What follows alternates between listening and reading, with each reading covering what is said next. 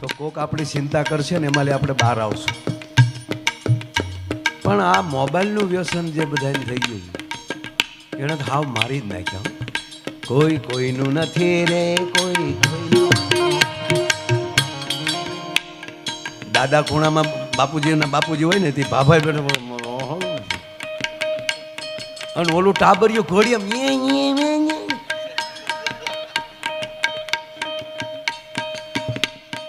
ગોઠવાઈ ગયો બધે.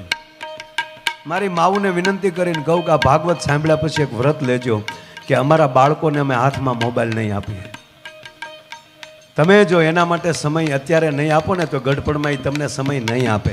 પછી ધોખો ન કરતા કે અમારો છોકરો અમને વૃદ્ધાશ્રમમાં મૂકી ગયો. અને જે બાળકોને તોતડી ભાષા જે માવતરોએ ગળે લગાડીને સાંભળી હશે ને એ બાપ બૂઢો થાય ને તેથી એની તોતડી ભાષા દીકરો 110% સાંભળતો હશે. આ તો રોયો રડવા મળ્યું નથી, મોબાઈલ દીધો નથી. બેચને તો કોણે બાપાએ કીધું તું લગ્ન કરી એમ? ત્યારે તો ફેરા ફરવાવી આવ્યા હતા. એક દીકરી હારે જતી હતી ને આખું ઘર રોતું. બોલો રડે ને દીકરી સાસરે જાય ના રડે? દાદીમાં રડે, પપ્પા રડે, બધા દેકારો બેટા આવજે મારો દીકરો. આ નહોતી રડતી. બોલો ગાડીએ પોગી ગયો. વરરાજો ને કન્યા બે આમ ગાડીએ ઊભા ને આખું ઘર રડે. તે વરરાજો બિચારો હાળિયું સામું જોતો તો રડક્યું છું એટલે બીજું કઈ નહીં. વરરાજો બિચારા માથમાં તલાવે ને હમણાં હજી પરણી રહી તો વરરાજાને ઝટકો માર્યો. તમે ગાડીમાં બેહો ને હું ટકર ડોરા આમ કરો બેહો ગાડીમાં. પણ ઓલું રડે ને એ રડે ભલે તમે બેહો, બાકી વાર છે હજી તમારે. જો ભાઈ તમારી સુરતા અહીંયા નહીં રાખો તો મેળ નહીં આવે. કારણ કે આજ માયો બીજે જે આમ તો હોય કેવા પૂરમાં હાલ્યો આવો છે. બેહો તમે ગાડીમાં. એને ગાડીમાં બેહાડીને દીકરી પાછી ફર્યો મમ્મીને પપ્પાને દાદીને કે હું અહીંયા રગો છો. શું રડો છો? ચૂપ. શું રડવા બેઠા? હું શું પહેલી વાર હારે જાઉં છું? પછી ખબર પડી કે એટલે તારી માવું રોવે કે હવે રહેજે.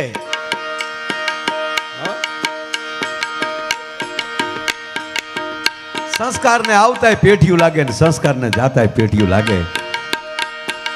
એટલે મને અમુક વાતો ને અમુક આનંદ એટલે આવે સાહેબ. જેમ માણસ મીઠું બોલતા હશે ને આમાંથી બહાર નીકળે. હા વધારે દાદા મેં મોબાઈલ બંધ રાખું. બધા વિષ્ણુભાઈ બધા સાક્ષી. આ બધાને ક્યાંક કોન્ટેક કરવા હોય તો એ ક્યાંક મારા ડ્રાઈવર ભાઈ લાલાનો કોન્ટેક કરશે, કાં ભૂપતભાઈનો કોન્ટેક કરશે. એટલે ક્યાંક એ શું થાય છે? આ આપણી વ્યવસ્થા હાટું છે, જગતની વ્યવસ્થા હાટું નથી. માયા આયર પાસે ટેલિફોન નહોતો ને તેથી પ્રોગ્રામ થતા જ તે ઘીરે ગોતતા આવતા ક્યાં રહે છે પ્રોગ્રામ કરવો છે. રૂબરૂમાં જ માણસ આવતા ગોતતા. અને કવિ કાગ બાપુ એક વાક્ય લખ્યું છે કે જગતને લાયક બની જાઓ પછી ઓક્સિજન લઈ અને દરિયાના પેટાળમાં વયા જાજો. માણસો સબમરી લઈને ગોતતા તમારી પાછળ આવશે. હે મૂળ તમારે આપણે બનવું પડે જગતને લાયક. સરદાર વલ્લભભાઈ પટેલ દાદા મને ક્યારેક વિચાર એ આવે. હમણાં જ એમની યાત્રા પૂરી થઈ, સરદાર યાત્રા. રાષ્ટ્રમાં એક વિક્રમ થપાણો છે. મોદી સાહેબને બધા ખૂબ એમાં, અને એને તો જેટલા આભાર દઈએ એટલો ઓછો છે ભાઈ. પણ હું સાહેબને અમે ઘણીવાર દાદા બેઠા હોય ને વડીલો બધા, ત્યારે હું વાત કરું, રાજકીય આગેવાનો બધા હરિભાઈ બધા છે, મને વાત એ યાદ આવે કે જે મહાપુરુષ બાપુ ખાલી 2 વર્ષ જીવ્યો. એ મને ખરું તો 2 જ વર્ષ ને. આઝાદી 1947 આગળ આઝાદી મળી અને 50માં તો એને વિદાય લઈ લીધી સરદાર વલ્લભભાઈ. તો 2 જ વર્ષ સત્તા જેણે કરી હોય ભારતમાં, અને આજે માં નર્મદાના ખોળામાં 182 મીટરનું સ્ટેચ્યુ ઓફ યુનિટી મૂકવું પડે. બાપુએ હરખ્યું જો 10 વર્ષ રાજ કરી ગયો હોત ને તો આજુબાજુના દેશના જે અત્યારે ભોગવવા પડે ને ગોબા એને તેદી ઉપાડી લીધા હોત ભલા માણે. એમાં કોઈ શંકાને સ્થાન નથી. હે તમે કલ્પના તો કરો બાપ. સરદાર વલ્લભભાઈ સોમનાથની દાદા વિશ્વના 12 જ્યોતિર્લિંગમાં પ્રથમ કોઈ જ્યોતિર્લિંગ હોય તો એ ભગવાન સોમનાથ છે. અને 1947 1 ડિસેમ્બરે એ માણસે યાત્રા કરી સોમનાથની અને ખંડેર હાલતમાં મંદિર જોયું. અને ત્યારે દાદા ભીષ્મ પછી રાજકીય ક્ષેત્રમાં દાદા ભીષ્મ પિતા પછી જો કોઈ પ્રતિજ્ઞા લીધી હોય રાજકીય ક્ષેત્રમાં તો એ મારો સરદાર વલ્લભભાઈ પટેલ હતો. અરબ સાગરના નીરને હાથમાં લઈને એટલું કીધું કે હજી થોડાક જ મહિના થયા છે અને આ રાષ્ટ્રનો અખંડ ભારતનો હું ઉપવડાપ્રધાન બન્યો છું અને સેનાપતિ બન્યો છું. ગૃહમંત્રી એટલે સેનાપતિ ભારતનો. એક ભારતનો સેનાપતિ પ્રતિજ્ઞા લે છે કે પહેલું કાર્ય કરીશ તો મારા ભગવાન સોમનાથનું મંદિર બનાવીશ. મહમ્મદ ગજનીએ હાથ વાર તોડ્યું હતું બાબુ. એ પછી કોઈ નહોતું બનાવી શક્યું. એ બનાવનાર કાંઈ હોય તો એ આપણા સરદાર વલ્લભભાઈ પટેલ, જેને ભગવી ધજાને ફડાકા મારતી સોમનાથના મંદિર ઉપર કરી અને હાલમાં પણ સોમનાથના દર્શન કરીએ એ પહેલા સરદાર વલ્લભભાઈ પટેલના ટેચાના દર્શન થાય. અને એવી જ રીતે 485 વર્ષનો પ્રશ્ન પડ્યો. ભગવાન રામની જન્મભૂમિના જે મંદિર હતું એને તોડીને માથે ઢાંચો બનાવ્યો હતો બાબરે. બાબર માળું રૂ મૂળ 35 વર્ષ.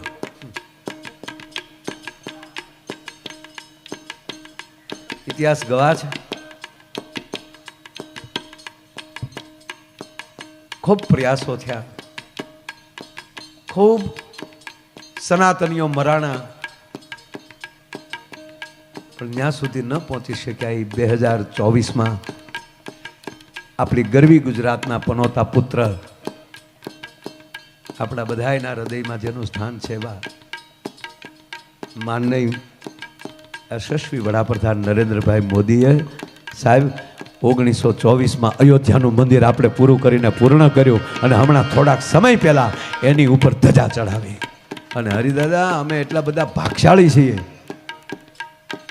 કે જે ધજા દંડ બન્યા અમદાવાદ અને એ ધજા દંડને જેથી અહીંથી અયોધ્યા મોકલવાનું હતું પ્રસ્થાન, ત્યારે ધજા દંડની પૂજા કરવાનો અવસર તમારા માયાને મળ્યો. મને આનંદ એ વાતનો છે. મને RSSના વડીલોનો ફોન આવ્યો, મને કે તમારે પૂજા કરવાનો. મેં કીર્તિભાઈને ફોન કર્યો, હાજર છો? મને કે હા. હું કહું મોકો છે મારા બાપ. અમે બે ભાઈએ એ ધજા દંડની પૂજા કરી. આજે આ યુગ ચાલ્યો જાય છે એવું. 21મી સદી 25 વર્ષની પૂરી થવા આવી છે અને આવી કથાઓ થાય છે. આનાથી બીજો સતયુગ શું હોઈ શકે? મારો કહેવાનો અર્થ એ છે એ પળમાં આપણે જીવીએ છીએ. તો જે હારા વેણ કાઢશે, હારા શબ્દો બોલશે, એટલે એ બધું મૂકી આ મોબાઈલમાં હારું લોડ કરો. વાત આ ઘણા તો આમાં મજા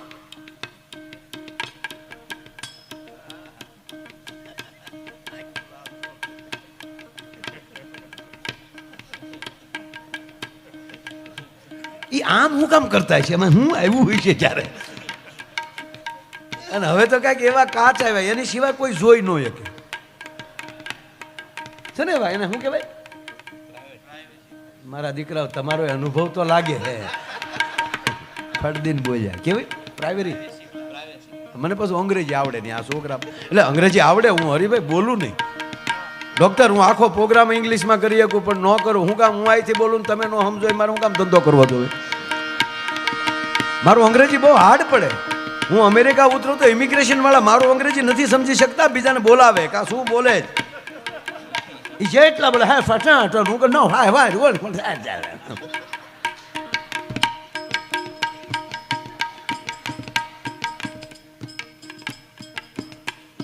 અમારે મારી હારે એકવાર ભૂરો આવેલો.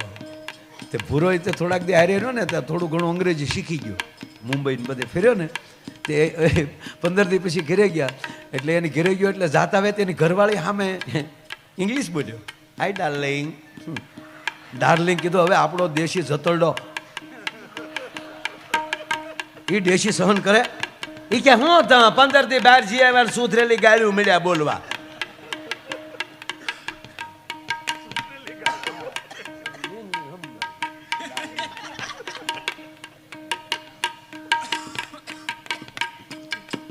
કીધું કે ગાળ્યું નથી દેતો, ડાર્લિંગ એટલે વાલી. ઓ એની પત્ની કે એવી મને થોડી ખબર તો તમ તારે કહેજો નહીં. પછી તો જામ્યું એટલે જામમાં વાળું જામ્યું. વાડીએ જાય તો કે ડાર્લિંગ ભાત લેતા આવજો, ડાર્લિંગ સા લેતા આવો. 15 દી હરીભાઈ હાલ્યું. 16 દિવસે એની પત્ની ખીજાણી કે ખબરદાર હવે જો મને ડાર્લિંગ કીધી તો. તા કેમ? તા કે આપણી વાડીએ જો માણસ રાખ્યો ને, તા કે હા એ મારું નામ સમજે. એ આજ બપોરે કહેતો તો ડાર્લિંગ મારા ભાઈને કહેજો ને મને પગાર કરી દે. નો શાળા કરાય, કરતા હોય છો કીજીએ વરના કજીએ કાબા.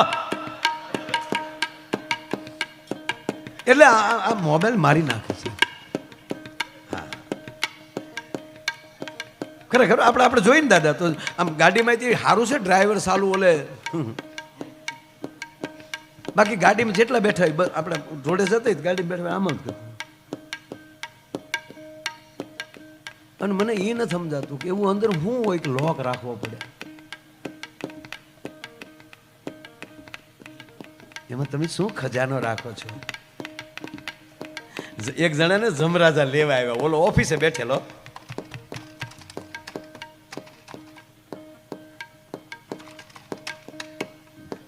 ત્યાં જમરાજા આવ્યા, હાલે. બોલો કે શું હાલે? હું એકદમ બરાબર છું, ઓલરાઈટ છું. ઓલરાઈટ નો દીકરો થવામાં મારી ઈચ્છા એવી છે કે ઓલરાઈટ છો ને હમણાં લઈ જાવો છું, ભાગ્યા તૂટ્યા વગીરનો. કંપની ફિટિંગ પાછો લઈ જાઓ મારે, એસેમ્બલ નહીં, સ્ટેન્ડ નાખેલું ને એવો નહીં.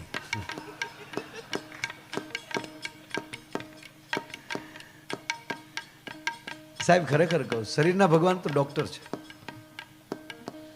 ડોક્ટર કૃષ્ણ છે. ભીષ્મને રોમે રોમે બાણ લાગ્યા હતા ને ભગવાન કૃષ્ણ આવી ગયા ને પછી કીધું કે હવે પીડા થાય તા કે હવે નથી દુખતું. મહાભારત સાક્ષી છે. એમ ગમે એટલું દર્દ હોય ડૉક્ટર આવીને ઊભા રહી જાય ને પછી પૈંડ પીડા વહી જાય.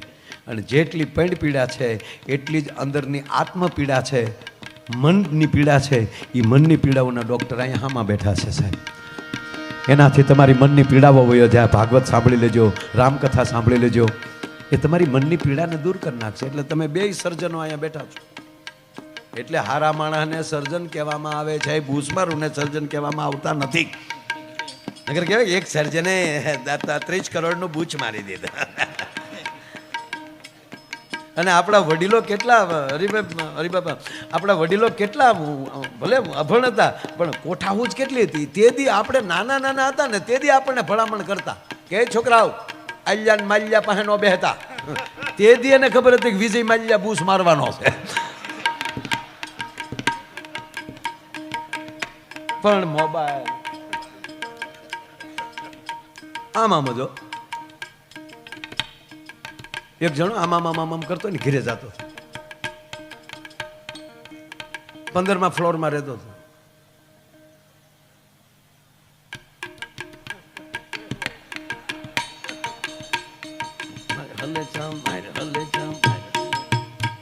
ધીમું ધીમું વગાડું તો એમ કઈ જરૂર નથી, ટેસ્ટથી સાંભળજો. 15મા માળે રહેતો હતો. આમ કરતો ગયો, લીપ બોલાવી, લીપ્સ આવી, આમ કરતો અંદર વહી ગયો. 15મા માળનું બટન દબાવ્યું, દરવાજો બંધ થઈ ગયો. એ આમ લીફ ઉપડી, પણ વચ્ચે કોકને આવું જવું એટલે બટન દબ્યું હોય ને. એ 8મા માળે કોકે બટન દબેલું, ત્યાં લીપ્સ ઊભી રહી. આને એમ કે 15 થઈ ગયા. એ આમ કરતો ઉતરી ગયો. જવાનું હતું 15:45માં, 8:45નો બિલ દબાવ્યો. એ જ ખૂણાનો ફ્લેટ. અંદરથી બેને આમ કરતા દરવાજો ખોલ્યો. ઓલો આમ કરતો અંદર વહી ગયો. એ આમ કરતો સોફે બેસી ગયો. ઓલા બેન આમ કરતા રસોડામાં વહી ગયા. એ ઓલા સોફે બેઠો હતો. ઓલા બેન આમ કરતા પાણી લાવ્યા.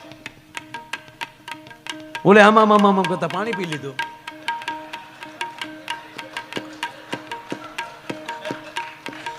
નો વોલ્ટ પાણી પી લીધું. બેન પાસે આમ કરતા રસોડામાં વહી ગયા. બેન રસોડામાં, ભાઈ સોફામાં. હવે હતો 15:45, બેઠો હતો 8:45માં. સમજી ગયા ને? એમાં 8:45 આવ્યો. એ આમ કરતો જ આવ્યો અને એને ડોરવેલ દબાવ્યો. ડોરવેલ 8:45, 15:45 દરવાજો ખોલ્યો. અને 8:45 15:45 જોયો તો 8:45 ને કહ્યું ઓહો મારે મોબાઈલમાં કોકની ઘીરે અવાઈ ગયું, સોરી કરીને મૂળ મુદ્દો વયો ગયો. બોલો લ્યો. હા એને બુદ્ધિ ન કહેવાય બાપ. હે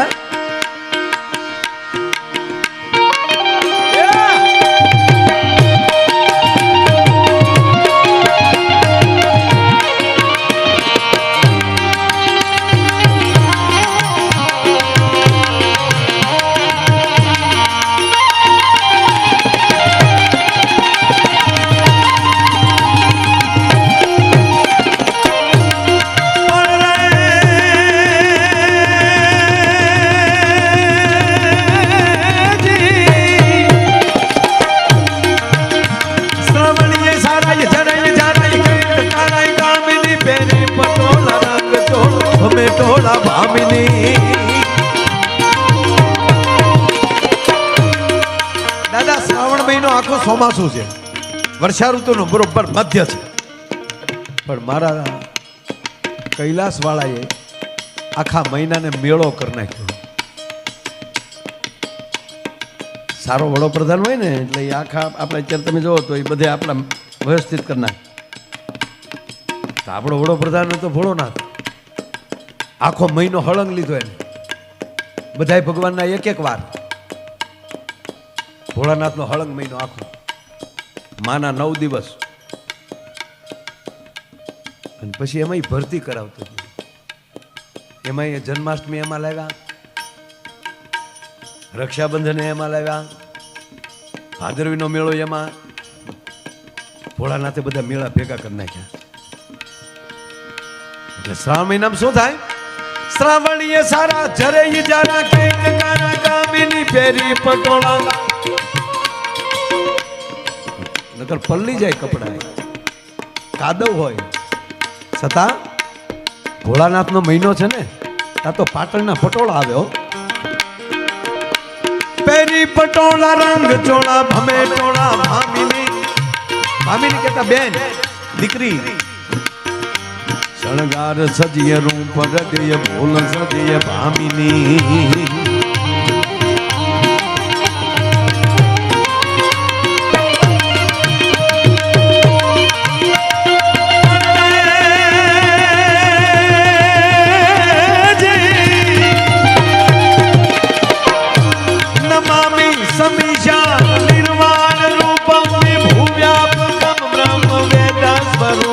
નિજમ નિર્ગુણમ નિર્વિકલ્પમ નિર્હમ સિદાકાશમાકાશ વાસમ ભજેહમ.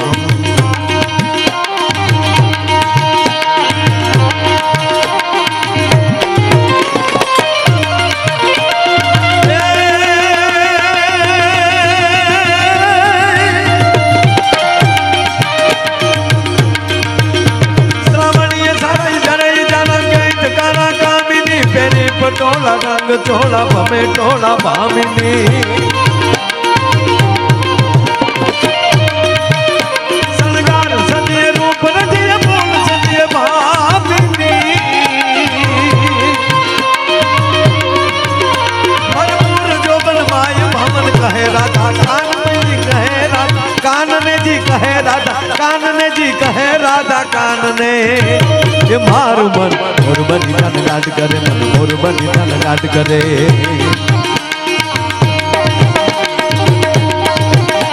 એ હાલ હાલ હાલ વઈ જાય રાત વાત મારે, હમણાં પડશે પ્રભાત. ગાળા તારા હોવે સબીલા તારા હોવે રંગીલા તારા, રંગ ભેલો જુએ તારી વાટ રંગલો એ રંગલો. જાનો જિગ્નેશ દાદાની પાસો ગાળા તારા હોવે સબીલા તારા હોવે સબીલા તારા, રંગ ભેરો જુએ તારી વાટ રંગલો.